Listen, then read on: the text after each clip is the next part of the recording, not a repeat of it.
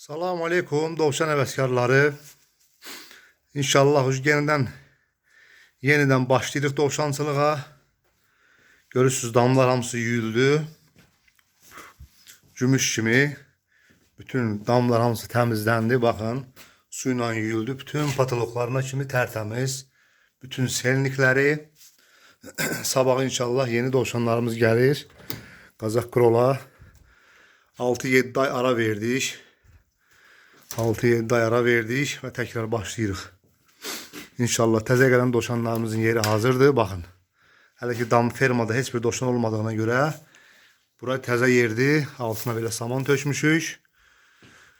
Otu burada. İnşallah xeyirli olsun. Artıq Qazaq Krola hər zaman müraciət edə bilərsiniz dovşan haqqında. İnşallah. Bütün hamısı yüyüldü dovşan damlarımızın. Sabah tezdən gəlir heyvanlarımız. Sabah tezdən yox, sabah akşam inşallah. Gümüş kimi axır gedir kanalizasiya. 6-7 ay ara verdik, bəsdir. Tərtəmiz, baxırsınız. Şimdi su qablarını da dolduracağıq.